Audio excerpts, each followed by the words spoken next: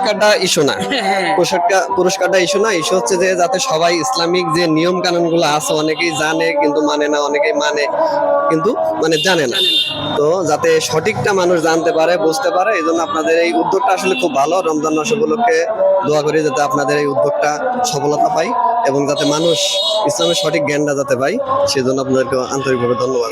আলহামদুলিল্লাহ ভাই, আপনাকে অসংখ্য। আসসালামু আলাইকুম রাহমাতুল্লাহি ওয়া বারাকাতুহু। আমরা আসছিলাম ভোরের পাখি ইউটিউব চ্যানেল থেকে কিছু ইসলামিক কুইজ নিয়ে। 3টি প্রশ্ন ধরা হচ্ছে, রমজান সম্পর্কে যদি উত্তর দিতে পারেন তাহলে আকর্ষণীয় জায়নামাজ আছে একটা।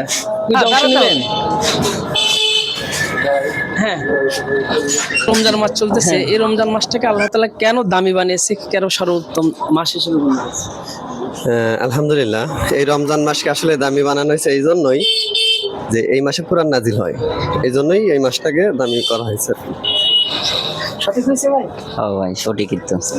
আলহামদুলিল্লাহ, আসলে উত্তর সঠিক হয়েছে। আমি দ্বিতীয় প্রশ্নতে চলে যাচ্ছি। জি বলেন।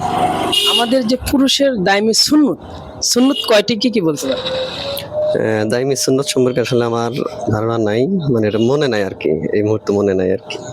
আসলে জানেন, করতেছেন, তারপর হয়তো বলাটা কষ্ট হচ্ছে। আমাদের ছোট একটা হাদিয়া স্বরূপ হিসেবে থাকছে।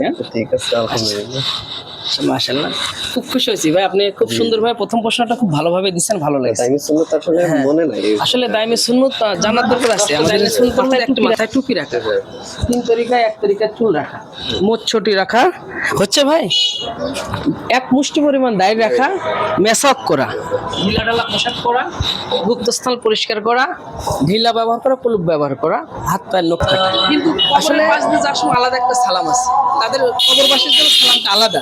সেই সালামটা কি? মাশাআল্লাহ, আলহামদুলিল্লাহ। আপনি পারতেন, যা হোক খুশি হয়েছি আপনি পারতেন, কিন্তু দামি সুন্নত পালন করেন কিন্তু মনে নাই। যা হোক, ধন্যবাদ। এটাই স্মরণ করার জন্যই আমরা ইসলামিক কাজ করতেছি। আপনাদের এই প্রচেষ্টাটা দেখা যাচ্ছে পুরস্কারটা ইস্যু না, পুরস্কারটা ইস্যু না, ইস্যু হচ্ছে যে যাতে সবাই ইসলামিক যে নিয়ম কানুন গুলো আছে অনেকেই জানে কিন্তু মানে না, অনেকেই মানে কিন্তু মানে জানে না। তো যাতে সঠিকটা মানুষ জানতে পারে, বুঝতে পারে, এই জন্য আপনাদের এই উদ্যোগটা আসলে খুব ভালো। রমজান মাস উপলক্ষে দোয়া করি যাতে আপনাদের এই উদ্যোগটা সফলতা পায় এবং যাতে মানুষ ইসলামের সঠিক জ্ঞানটা যাতে পায়, সেজন্য আপনাদেরকে আন্তরিকভাবে ধন্যবাদ। আলহামদুলিল্লাহ ভাই, আপনাকে অসংখ্য ধন্যবাদ। আসলে আজান হচ্ছে।